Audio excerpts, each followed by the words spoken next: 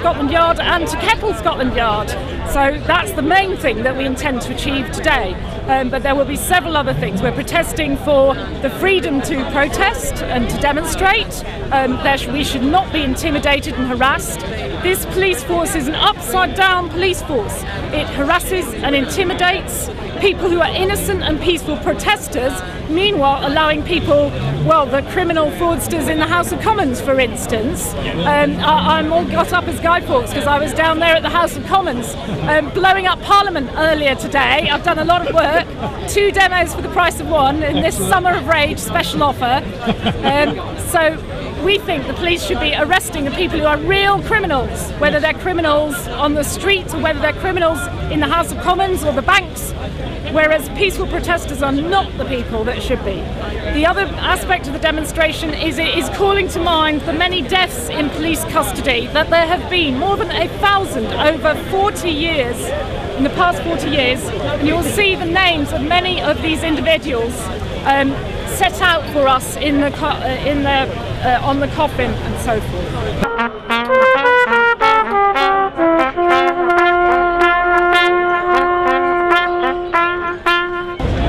I'm here as one of the activists who was on the G20 protests and who witnessed a lot of police violence, but also as someone who's then been involved in the organising since then to make links with other groups who for a long time have also been organising against continuous police violence in communities.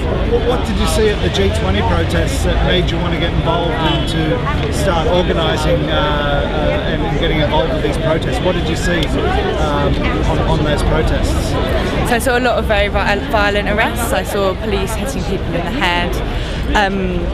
And I also watched wider police tactics which were designed to, in the run-up to the G20, hype up lots of hysteria around it, to make these really inflated claims about the kind of violence that protesters were going to carry out.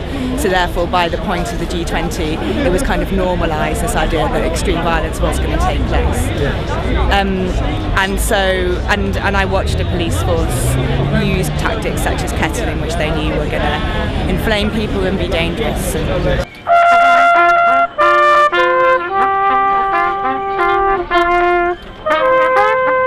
Yeah, my name's Alison and I'm here because, not just because of the G20, I mean I've been going on protests for over 20 years and I've seen the kind of behaviour that was exposed at the G20, finally, going on all that time, and especially since SOCPA was brought in, that's the Serious Organised Crime and Police Act, section 132, bringing in the exclusions around Parliament. That's when I really got involved with civil liberties based around our Mother of Parliament, which is the one place you should be able to express your opinion.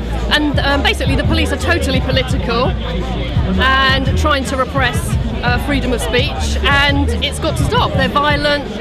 They're just state-sponsored thugs, basically, and it's got to stop.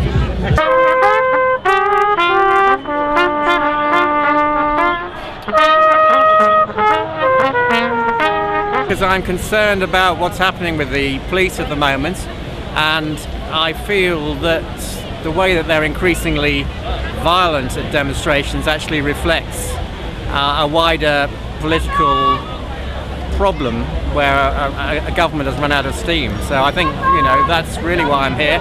And actually I personally experienced the police being violent at the end of January, at the beginning of the Gaza protests, when they basically induced a stampede by just sheer numbers on Kensington High Street outside the Israeli embassy.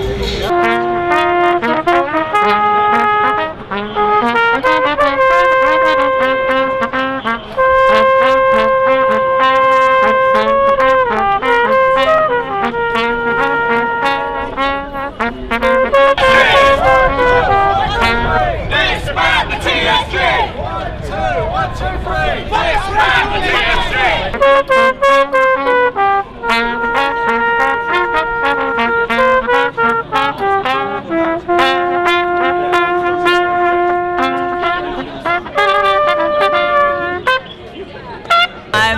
a Londoner.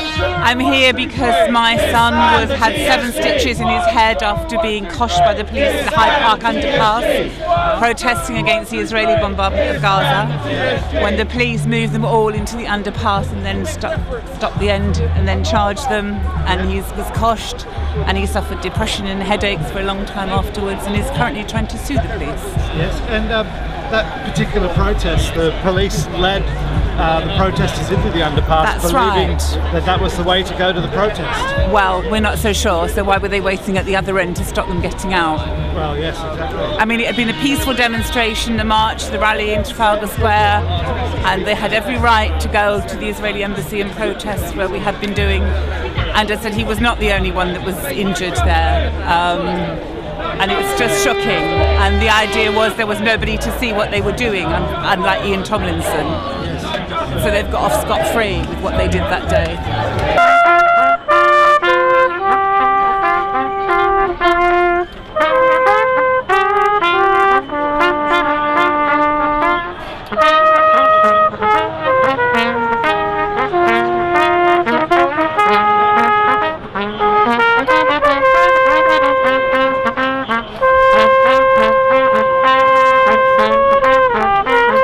My name is Rupert Sylvester. I am the father of Roger Sylvester. I am here today in solidarity because we having too much death in custody and nothing hasn't been done about it against. No police has ever been prosecuted when it comes to death in custody, and it's a shame. It's a shame on the British people. It was in Tottenham. His incident happened in Tottenham on the 11th of January 1999. Yes. And he was restrained by 8 police officers, naked, in a very cold night. And none of the officers seen fit to cover him, to cover his genitals. And they take him to St. Anne's police station, and then they take him to they take him to St. Anne's Hospital, and then to Notmead Hospital, and finally to Whittington Hospital. And on the 18th of January, we had to make the decision to switch off his life support machine. And to tell you, if the police did not rest the hand on Roger, he would have been alive today. Yes. Has anyone been found responsible for the treatment of your son? No. The point is the only course of action we had was an inquest. Yes. Then the jurors found the police guilty of manslaughter. Yes. But then the police had a judicial review, and after the judicial review, Judge Collins overturned the verdict. He overturned the verdict of unlawful killing, and he said, but he don't put anything in his place. He said, well, and he makes some really awful comment. He said, who needs justice? He said the police need justice too, and he made a comment, and he said he did not like them, and he did not like demonstration. Yeah. So he's a critical man. He, Dr. Patel, the IPCC, the Crown Prosecuting Service, and they're all in it together.